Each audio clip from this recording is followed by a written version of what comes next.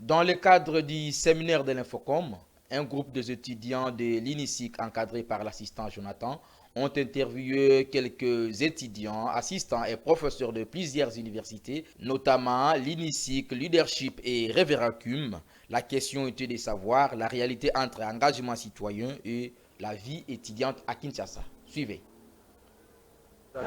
Je suis Kansili Bakandoa, étudiante en L1 Médiaculture à l'Université des sciences de l'information et de la communication. Okay, merci. Les difficultés auxquelles je fais face par rapport à ma vie étudiantine et ma vie citoyenne, c'est par rapport au manque de temps. Parce qu'à l'université, déjà, on étudie du lundi au samedi, de 8h à 17h. Je peux dire par semaine, on n'a qu'un seul jour de repos. Donc c'est un peu difficile pour moi en tant que jeune fille déjà de faire autre chose. Parce que vous savez déjà en étant à l'université, je suis majeure, je peux travailler, je peux avoir un travail. Mais déjà les études me prennent beaucoup de temps. Donc il n'y a même pas le temps de me concentrer sur autre chose ou soit de faire quelque chose d'autre. Donc je suis vraiment coincée par rapport aux études et à la vie citoyenne. Moi, c'est Urbain Kabassele. Je suis penseur libre, communicateur de l'essentiel, formé à l'école du silence. Je suis un étudiant qui est en première licence, plus précisément dans le cinéma. Oui, monsieur, cette question symbolise ma réalité d'ailleurs. Pourquoi? Parce que actuellement, pour combiner la vie estudiantine, ma vie privée, mais aussi avec ma vie professionnelle, tout comme on peut dire ma vie citoyenne, c'est quelque chose qui est tout à fait difficile. Mais moi, personnellement, je sais comment trouver un équilibre strict entre la vie estudiantine et la vie professionnelle, tout comme la vie citoyenne. Comment je fais? Je sais comment répartir mon temps, je sais comment diviser mon temps, mais aussi me concentrer en fait, à des tâches qui sont prioritaires. Mais le défi majeur, c'est la dépression, le stress, mais aussi l'anxiété. Ça, je parle avec mon cœur parce que combiner tout ça, ce n'est pas quelque chose de tout à fait facile, mais c'est difficile. Moi, personnellement, je sais comment, c'est un peu de trouver un équilibre entre ce que je vais faire, soit le matin pour venir à la fac, ou soit vers aux après-midi, je vais me concentrer à ma vie professionnelle. Voilà. Merci. Donc, c'est un peu ça. Je suis Joël Mutokambali de l'Université Leadership Academia University, située sur l'avenue Tombalbaye, Gombe, Kinshasa. Je combine ma vie estudiantine avec ma vie citoyenne de la manière suivante. Je suis principalement à l'université. Ici, nous étudions de 8h à 12h. Cette année, nous étudions de 8h à 14h. Après ça, je me recueille avec mes amis ici à l'université, à la cafétéria. On a des temps de recueillement, on peut manger. Ensuite, on rentre aux environs de 15h et quelques temps avec la famille. Le soir, je suis plutôt un fan de football, donc je supporte le Real Madrid. Je regarde souvent les matchs et le soir, j'étudie un peu. Et puis voilà, c'est un peu ça. C'est pas très compliqué, c'est juste question d'organisation, savoir un peu comment gérer son temps entre les études et bon, après c'est pas tous les jours qu'on a forcément besoin d'étudier, de réviser parce que il se peut qu'on n'ait pas un terreau ou qu'on n'ait pas un examen le jour suivant, mais la plupart du temps on étudie quand il le faut et ça se passe bien. Ça se passe plutôt bien pour moi ici. Mais peut-être le transport évidemment ici à Kinshasa, vous savez que c'est compliqué. Lorsqu'on rentre aux alentours de 16h, ce sont des heures de pointe comme on appelle ça, donc il y a tout le monde qui rentre un peu. Moi je vis du côté de Limete, donc je passe par des boulots d'étranglement à partir de Willery ici, arriver sur Triomphal, le boulevard, tout ça, donc c'est compliqué. Mais c'est pour ça que souvent on utilise l'alternative de prendre des motos. Mais voilà, c'est un peu plus ça, lié un peu au transport, au coût du transport aussi, parce que si qui dit moto dit forcément un coût plus élevé. Donc c'est plus ça. Bonjour, je m'appelle Kejainda La Aurore, étudiante de Leadership Academy University. Déjà, je fais partie de la promotion soir, donc on peut déjà considérer ça comme un obstacle parce que les cours commencent entre 16h et 17h et nous avons l'habitude de finir dans les alentours de 19h-20h. Donc, ce qui pose déjà un problème sur le retour et l'accessibilité au transport. Mais côté travail, ça m'arrangeait plutôt bien parce que vu que j'avais l'habitude de travailler le matin et puis de venir en cours le soir, donc ça m'arrangeait plutôt. Donc le seul problème que je peux vraiment citer en étant que vrai problème, c'est le transport. En tout cas, on vit. C'est tout ce que je peux dire en tout cas. On vit. On se débrouille avec ce qu'on a. Mais généralement, j'ai l'habitude de faire huilerie. Après, ça me facilite pour arriver au magasin. Je suis Madame Delela Chimanga Manuela.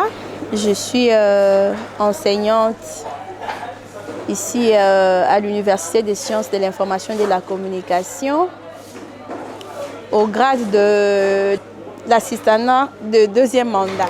Bon, tout d'abord, il faut savoir que la vie elle-même à Kinshasa n'est pas du tout facile. Que ce soit pour les citoyens quinois ou l'étudiant quinois. D'abord, il se pose un problème de déplacement. Hein, le matin, très tôt le matin, déjà, il y a un problème de déplacement. Comment les étudiants se déplacent le matin? Les conditions ne sont pas toutes réunies pour que l'étudiant se sente à même de quitter chez lui le matin et arriver sur le campus. Le problème, nous avons cité le problème des transports. Ça pose problème. L'étudiant peut se réveiller chez lui, même à 5 heures. Hein, il est là à l'arrêt à 6 heures, mais il n'y a toujours pas de transport. Il faut qu'on pense à ça. Il faut qu'on pense à ce qu'on remédie à cela. Ça, c'est premièrement. De deux, nous avons le problème de perte de pouvoir d'achat. Le parent qui n'arrive pas à scolariser normalement les étudiants, parce que la plupart sont issus des familles de fonctionnaires. Les fonctionnaires comme moi, par exemple, je suis fonctionnaire, mais j'ai perdu le pouvoir d'achat. L'argent, dévalorisation de la monnaie, le franc congolais, j'ai perdu le pouvoir d'achat. Je ne sais pas, je ne saurais pas. Maintenant, là, si j'ai un étudiant chez moi, je ne saurais pas les scolariser. Et c'est d'autant plus pour les autres parents. Donc c'est difficile. Il y a un problème de déplacement, le problème financier. Il y a aussi un autre problème, c'est il y a moins de concentration à Kinshasa. Moins de concentration due aux nuisances sonores. Vous avez les bars qui fonctionnent je sais pas, des 15 heures au-delà. Au-delà. Et donc, si les étudiants qui sont dans le quartier, comment ils vont se concentrer? Comment ils vont étudier? C'est difficile. C'est difficile. Donc, il y a beaucoup, le problème est complexe. Et ça demande aussi des solutions holistiques qui vont couvrir tous ces paramètres-là. Deux solutions en termes de transport. Qu'on ajoute des bus, des transports pour étudiants. Déjà, c'était une belle initiative. Il faut qu'on ajoute des bus. Il n'y en a pas assez. Et ça quitte à quelle heure? Il y a un problème d'horaire. Voilà. Ça quitte à quelle heure? Si ça doit quitter on appelle ça comment, le point de le Siforco. Si ça doit quitter à 8 heures, l'étudiant sera à quelle heure à l'université? D'abord, on ajoute le bus. Et de deux, l'État doit veiller, qu'il veille aux bars et aux églises. Il faut que les milieux soient assainis, que l'État assainisse les milieux. Donc, ce sont les deux propositions que je peux faire en termes de réponse. Merci beaucoup. Merci beaucoup. Alors, moi, je m'appelle Archange Bilo, assistant d'enseignement à l'IFASIC. Bon, merci d'abord pour la question, madame. Ce qu'il faut comprendre, c'est que depuis un moment, nous faisons avec un nouveau système qui est le LMD, licence, master et doctorant. Ce système veut à ce que l'étudiant soit au centre de tout. Alors, quand on met l'étudiant au centre de tout, on suppose que l'étudiant doit être apte, doit être capable de trouver des solutions, okay, d'apporter des idées, d'apporter, de faire des recherches, apporter quelque chose de nouveau pour proposer à ceux qui l'encadrent. Donc l'étudiant doit être d'abord lui-même à la hauteur, à mesure de chercher des problèmes, trouver des solutions à ces problèmes-là. J'allais dire, identifier les problèmes et trouver des solutions à ces problèmes. Alors lorsque vous posez la question de savoir comment faire, ça signifie que l'étudiant, comme je disais tantôt, l'étudiant doit lui-même d'abord être capable de faire quelque chose. Okay? Dommage avec nos étudiants, ils veulent que tout soit fait à leur place. Vous voyez, c'est ce qui fait dommage. Et si l'étudiant est capable d'abord de savoir pourquoi je vais faire l'université, ça va permettre à ce que même ceux qui l'encadrent puissent savoir comment orienter ces derniers. Alors, pour responsabiliser l'étudiant, il faut d'abord que la qualité d'enseignement soit impeccable, il faut que les systèmes soient très forts pour permettre à ce que l'étudiant apprenne et soit en mesure de trouver des solutions aux problèmes. Alors, l'engagement de l'étudiant dans la société, pour placer un mot, c'est que il faut que l'étudiant d'aujourd'hui, vous savez, dans les temps, les gens qui ont changé, qui ont bougé les lignes dans ce pays, ce fut les étudiants. Il faut que les étudiants comprennent d'abord pourquoi ils étudient. L'avenir de ce pays appartiendra à cet étudiant qui aujourd'hui ne sait pas encore ce qu'il veut réellement. Il faut que l'étudiant prenne d'abord conscience patriotique pour savoir que ce que je fais dans tout le domaine, ce que je fais doit apporter une solution aux problèmes qui dérangent notre société. Donc, ce que je peux dire, c'est justement que l'étudiant soit conscient. Il faut que l'étudiant soit conscient pour comprendre pourquoi il est étudiant et savoir qu'est-ce qu'il peut apporter partant des prérequis qu'il a, reçus à l'université et trouver des solutions aux problèmes des Congolais. C'est ça justement.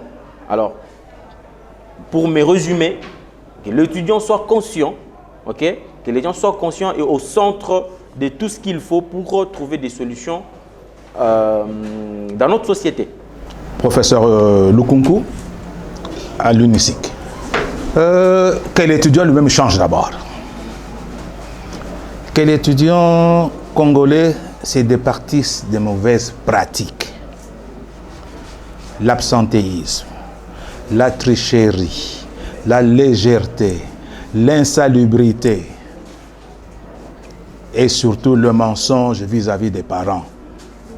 L'étudiant congolais n'est pas redevable de l'investissement fait par les parents. Vous ne vous rendez pas compte de la hauteur du sacrifice que chaque parent endure pour réunir 10 $ à remettre à son fils ou à sa fille pour payer les études. Pour être au cours chaque jour. Le nourrir, la vêtir, le soigner, etc. Donc, de ce point de vue-là, qu'on se mette bien d'accord, il ne faut pas escamoter le problème ou éviter votre responsabilité dans cette dérive éducationnelle. Vient en deuxième lieu l'État congolais, qui ne prend pas conscience de la hauteur de la débâcle éducationnelle. J'ignore quelle est la part du budget en termes de pourcentage alloué à l'éducation nationale. Fort est à parier que ça n'atteint pas 5%. Vous comprenez bien que dans ces conditions-là, il est très difficile que et l'étudiant et l'enseignant fassent très bien leur travail. Le troisième segment de responsabilité revient à la société, qui désormais, par la faute des politiciens, considère que les études ne valent plus la peine dans notre société et qu'il y a des raccourcis pour devenir millionnaire en un clin d'œil. On claque des doigts, on devient millionnaire, 450 millions. en faisant la politique et en détournant les deniers publics. À quoi bon étudier si on peut devenir millionnaire en une semaine? J'aimerais bien revenir à l'État congolais. En érigeant l'impunité comme mode de gestion. Et tout le monde s'est dit, pourquoi dois-je m'engager? Okenanga wapi? Yondo ko changer mboka oyo. Yondo ko bongisa mboka oyo. Ça aboutit à quoi? Ça conduit vers le déni identitaire. Qu'est-ce que ça veut dire? Très peu d'entre nous se reconnaissent encore comme Congolais. Tote Kamboko, Toka Bolambongo. Mais quand nous allons teker ce Mboka-là, nous irons où? Avec ta part que tu auras reçue. Tu iras où? Parce que tu n'auras plus la nationalité congolaise, parce que le Congo cessera d'exister. Nous devenons qui? Apatrides au niveau mondial. De notre temps, être étudiant, c'était une fierté pour le quartier. Papa étudiant. Nous n'avions que 18, 19 ou 20 ans. Mais on nous appelait papa étudiant. Mais aujourd'hui, être étudiant, qu'est-ce que ça signifie? Un bout de papier, duplicateur plié en 4, en 2, dans la poche arrière de son jean. Assister au cours quand et comme l'on veut.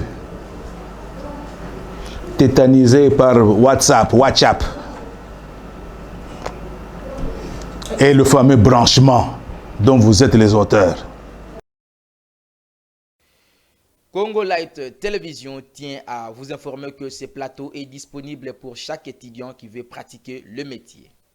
C'est la fin de cette rubrique présentée par Shadrach Chita. L'actualité reste en continu sur nos antennes.